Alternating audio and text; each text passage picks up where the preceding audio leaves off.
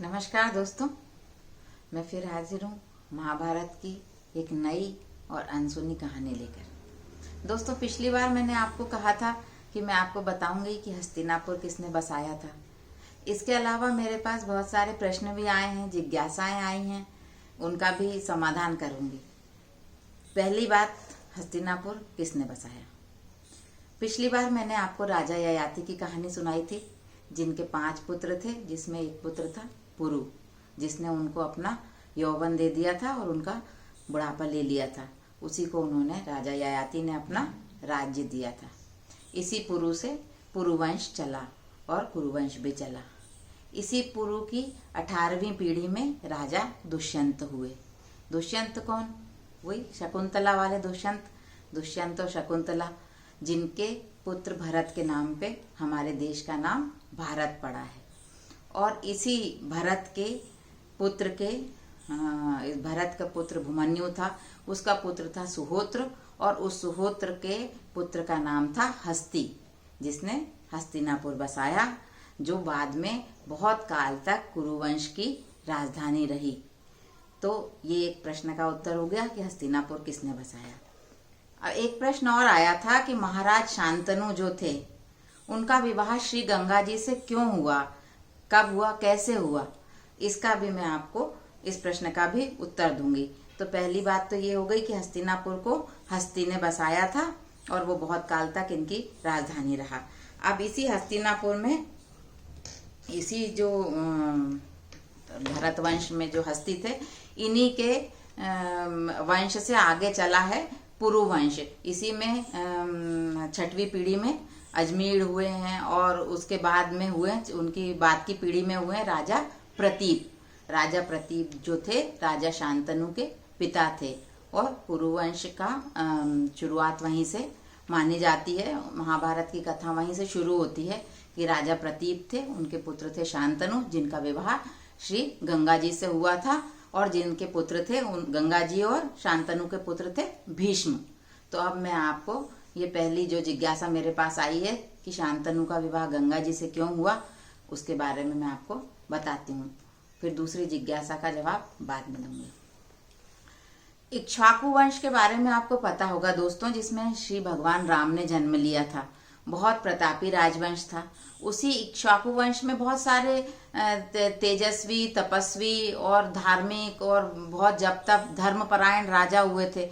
इतने ज्यादा धर्मपरायण, इतने ज्यादा उन्होंने जप तप किए थे कि उनमें से कई राजाओं को स्वर्ग में सीधे प्रवेश मिल गया था, और वो देवताओं के साथ बैठते थे। उन्हीं में एक राजा थे महाभीष। उन महाभीष को ब्रह्मा जी के साथ बैठने का सौभाग्य प्राप्त होता था। इंद्र आदि देवताओं के साथ वो उनकी सभा में बैठते थे। इतना उन्होंने जप तप किया था, इतने वो तेजस्वी और तपस्वी थे। तो एक बार क्या हुआ कि ब्रह्मा जी की सभा में सभी देवता और महाभीष भी बैठे हुए थे। उतने में श्री गंगा जी वहां पर आई। श्री गंगा जी जब आई तो वायु के एक झोंके से उनका वस्त्र हट गया, जैसे दुपट्टा हट गया। तो सभी लोगों ने श्री गंगा जी के सम्मान में अपने नजरें नीची कर ली, लेकिन महाभीष इतने ज्यादा अभिभूत थे कि वो उनको अपलक देखते ही रह गए। उन्होंने पलकें भी नहीं झपकाई। ये बात जो थी ब्रह्मा जी को खराब लगी, और ब्रह्मा जी ने इस बात को ध्यान में लिया और तुरंत महाभीष को कहा कि तुम एक स्त्री के प्रति इस तरह की दृष्टि रखने की वजह से तुम्हारे सारे जप तप का फल नष्ट हो गया, और तुम अब सीधे धरती पर जाओगे और मनुष्य रूप में जन्म लोगे। लेकिन चूंकि तुम्हारे पुण्य इतने ज्यादा हैं, तो वो उतने क्षीण नहीं होंगे, उनसे तुम धरती पे लोगों का भला कर सकोगे। तो ये महाभीष को मिल गया श्राप।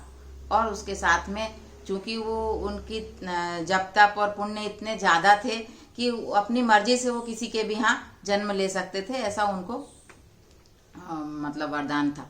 तो उन्होंने तय किया कि मैं जो है कुरुवंश के राजा प्रतीप जो हैं उनके यहाँ पे जन्म लूंगा, क्योंकि उनके बहुत समय हो गया है और उनके यहाँ कोई संतान नहीं है, और उनको बहुत इस बात की चिंता है कि मेरा वंश आगे कैसे चलेगा। तो जब महाराजा प्रतीप जो है काफी वृद्धावस्था में थे, तब उनके यहाँ शांतनु पैदा हुए। तो ये तो बात हो गई शांतनु की। ये जो महाभीष थे वो शांतनु के रूप में पैदा हुए। अब चूंकि उन्होंने कहा, ब्रह्मा जी ने ये कहा था कि तुम धरती पे जाके मनुष्य रूप में जन्म लोगे और यही गंगा जिस पे तुमने दृष्टि डाली है, ये ही तुम्हारी पत्नी के रूप में तुम्हारा अहित करेगी, तुम्हारी अप्रसन्नता के कार्य करेगी, ऐसे कार्य करेगी जिससे तुम्हारे को दुख हो। लेकिन जिस दिन तुम इस पर क्रोधित हो जाओगे उस दिन तुम दोनों की मुक्ति होगी और तुम्हारे ये जो कार्य है इससे तुम्हारी मुक्ति हो जाएगी, इस दुख से तुम्हारी मुक्ति हो जाएगी। तो उन्होंने कहा कि ठीक है। तो शांतनु के रूप में उन्होंने जन्म ले लिया। अब गंगा जी भी वहां से चली जन्म नीचे आने के लिए, मृत्यु लोक में जन्म लेने के लिए। तो जब गंगा जी वहां से आ रही थी तो उनको रास्ते में वसु दिखे। 8 वसु थे, वो बड़े उदासीन तरीके से बैठे हुए थे मुंह लटका के। तो उन्होंने, गंगा जी ने कहा कि क्यों भाई तुम लोग इतने दुखी क्यों हो, क्यों यहाँ पे बैठे हुए हो, क्या हो गया है? तो उन्होंने कहा कि हमको ऐसा श्राप दे दिया है ब्रह्मा जी ने कि हमको मनुष्य रूप में जन्म लेना पड़ेगा और हम इस बात से बहुत दुखी हैं। हम मनुष्य रूप में पृथ्वी पे नहीं रहना चाहते, हम स्वर्ग नहीं छोड़ना चाहते। तो उन्होंने कहा कि अब ब्रह्मा जी का श्राप है तो उसको तो पूरा वो तो होगा ही, मनुष्य रूप में तो तुमको जन्म लेना ही पड़ेगा, लेकिन मैं तुम्हारी एक सहायता कर सकती हूँ। तो 8 वसु प्रसन्न हो गए। उन्होंने कहा कि क्या सहायता करेंगी माता? तो उन्होंने कहा कि देखो, मैं भी मनुष्य रूप में शांतनु की पत्नी बनने के लिए जा रही हूँ, तो वहां पे मैं तुम्हारा ये भला कर सकती हूँ कि मैं तुम लोगों को अपने गर्भ में धारण कर लूंगी। तो उन्होंने कहा कि ठीक है माता, फिर तो हमारी मुक्ति कैसे होगी? तो उन्होंने कहा जैसे ही तुम जन्म लोगे वैसे ही मैं तुमको अपने जल में डुबा करके तुम्हारी मुक्ति कर दूंगी, तो तुम वापस स्वर्ग में चले जाना। तो उन्होंने कहा कि अरे वाह माता, ये तो बहुत अच्छा आपने किया, इससे तो हमको बहुत ज्यादा दिनों तक मृत्यु लोक में रह के कष्ट नहीं भोगना पड़ेगा। तो पर फिर भी उसमें से एक वसु जो था उसकी उदासी दूर नहीं हुई, वो फिर भी मुंह लटकाए बैठा रहा। तो गंगा जी ने कहा कि भाई तुमको क्या परेशानी है? उसका नाम था ध्यव। तो उन्होंने कहा ध्यव तुमको क्या परेशानी है, तुम क्यों प्रसन्न नहीं हो रहे इस बात से? तो उन्होंने कहा कि माता मुझे तो मृत्यु लोक में बहुत लंबे समय तक रहने का श्राप मिला है, ब्रह्मा जी ने मुझे श्राप दिया है कि तुम तो लंबे समय तक मनुष्य लोक में रहोगे, तो अब मैं सोच रहा हूँ कि जब इन सब की मुक्ति हो जाएगी तो मेरा क्या होगा? तो गंगा जी ने कहा कि भाई अब ब्रह्मा जी का श्राप तो मैं नहीं मिट सकती हूँ, लेकिन मैं तुमको भी अपने पुत्र के रूप में जन्म दूंगी, लेकिन तुम्हारा प्रताप इतना ज्यादा रहेगा मृत्यु लोक में कि युगों युगों तक तुम्हारा नाम लिया जाएगा। तुम मृत्यु लोक में रह के भी मृत्यु लोक के जो भी मतलब बुरी बातें हैं, व्यसन है, उन सब से दूर रहोगे और बहुत तुम्हारे आचरण की, तुम्हारी सभ्यता की, तुम्हारे शील की, तुम्हारे संयम की, तुम्हारे ब्रह्मचर्य की दिग दिगंत तक कीर्ति रहेगी। ऐसे तुम मेरे पुत्र होगे। तो इस प्रकार से ब्रह्मा जी का श्राप भी पूरा हो जाएगा और तुमको मृत्यु लोक में रहने का दुख भी प्राप्त नहीं होगा। तो उसने कहा कि वो तो ठीक है माता, लेकिन मैं तो मृत्यु लोक में रह के फिर मुझे विवाह करना पड़ेगा, फिर संतान उत्पन्न होगी, फिर वंश चलेगा, वो सब मैं बिल्कुल भी नहीं चाहता हूँ। तो श्री गंगा जी ने कहा कि ऐसा ही होगा, तुम चिंता मत करो।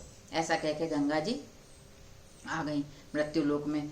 अब यहाँ पे शांतनु जो थे वो अपने उनके जो पुण्य प्रताप थे महाभीष के रूप में, तो उन सब पुण्य कर्मों की वजह से शांतनु नाम का जो बालक था वो इतना शांत और इतना प्रतापी था कि वो जैसे रोगियों को छू दे तो उनके रोग दूर हो जाते थे, किसी से 2 मीठे बोल बोल ले उसके सारे दुख दूर हो जाते थे। तो इस प्रकार से उसकी ख्याति दूर दूर तक फैल गई और महाराज प्रतीप भी अपने इस पुत्र से बहुत प्रसन्न रहते थे। लेकिन एक बार क्या हुआ कि जब शांतनु के पैदा होने के पहले ही एक बार महाराज प्रतीप अपनी पत्नी के साथ जंगल में नदी के किनारे विचरण कर रहे थे, तो वहां पे श्री गंगा जी आई और उन्होंने ये सब बातें उनको बताई कि ऐसा ऐसा श्राप महाभीष को मिला है, वो तुम्हारे पुत्र शांतनु के रूप में जन्म लेंगे और मैं उनकी पत्नी बनूंगी। तो आप अपने पुत्र को पहले ही बता देना कि जब मैं उनसे प्रणय याचना करूं, विवाह की याचना करूं, तो वो मुझे मना नहीं करें। तो शांतनु प्रतीप ने कहा कि ठीक है।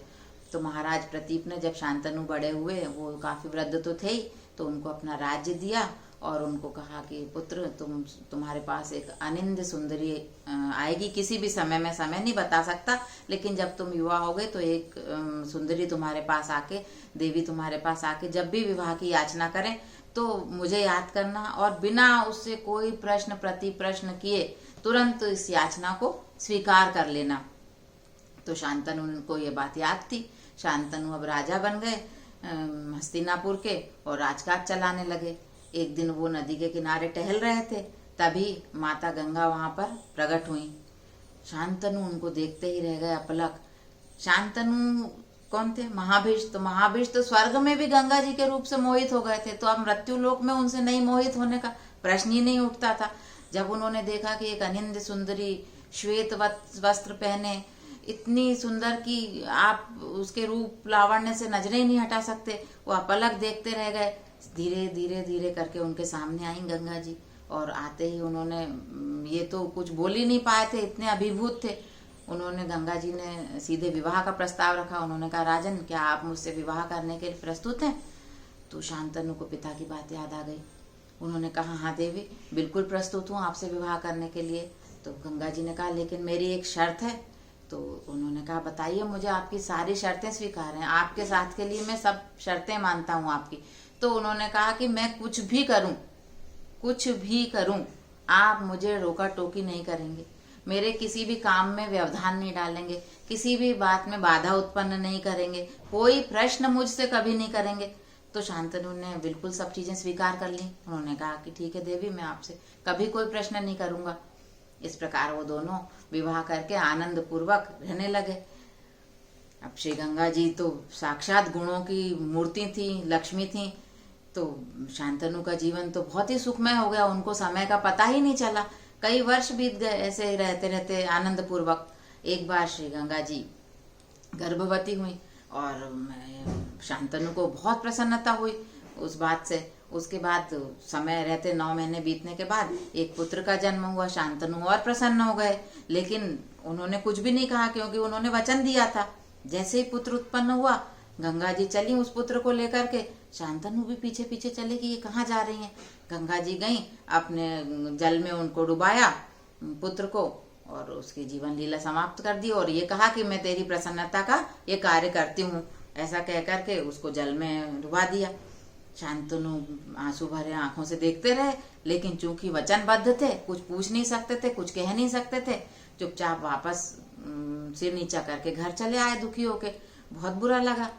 दूसरे वर्ष फिर एक पुत्र उत्पन्न हुआ, फिर गंगा जी चली, उसको ले जाके डुबा दिया। शांतनु फिर बेचारे चुपचाप पीछे पीछे जाके देखते रहे। इस प्रकार ऐसा कर करके 7 पुत्रों को गंगा जी ने डुबा दिया, और हर बार ये कहा कि ले, मैं तेरी प्रसन्नता के लिए ये कार्य करती हूँ। शांतनु को लगता था कि ये मुझे कह रही है कि तेरी प्रसन्नता के लिए ये कार्य करती हूँ, लेकिन वो वसु से कहती थी, वो जो पुत्र था, बच्चा था, उससे कहती थी। अब 8वां पुत्र जब हुआ और गंगा जी उसको लेकर के चली, तो क्या कहते, शांतनु भी पीछे पीछे चले। जैसे ही वो उसको डुबाने के लिए हुई, शांतनु ने हाथ पकड़ लिया और कहा कि आप कौन है देवी, जो बार बार मेरे पुत्रों को और अपने बच्चे को जल में डुबा डुबा के मार डाल रही हैं? मेरी और आपकी क्या शत्रुता है जिसको आप निकाल रही हैं, इस तरह से मुझे दुखी कर रही हैं?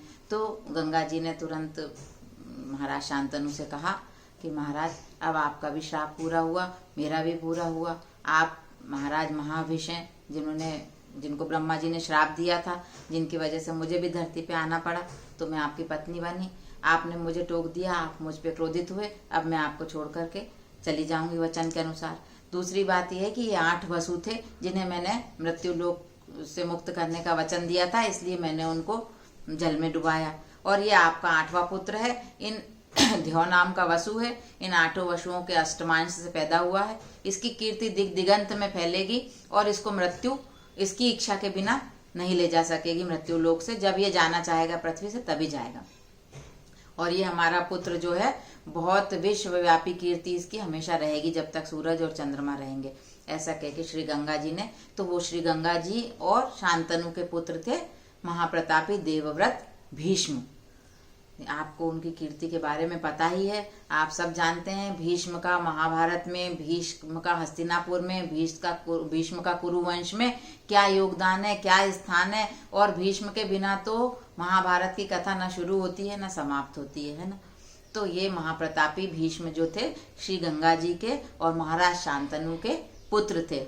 अब ये जो 8 वसु थे जिनको ये श्राप मिला था कि मनुष्य योनि में जन्म लेने का, जिनको गंगा जी ने अपना पुत्र बना के मार डाला, वो क्यों मिला था, कैसे मिला था, क्या मिला था, वो मैं आपको अगली बार बताऊंगी। मित्रों, मेरा एक आपसे बहुत विनम्र निवेदन है कि यदि आपको मेरी कहानियां अच्छी लग रही हैं तो आप मेरे YouTube चैनल को जरूर सब्सक्राइब कीजिए और मेरे वीडियोस को आप शेयर भी कर सकते हैं।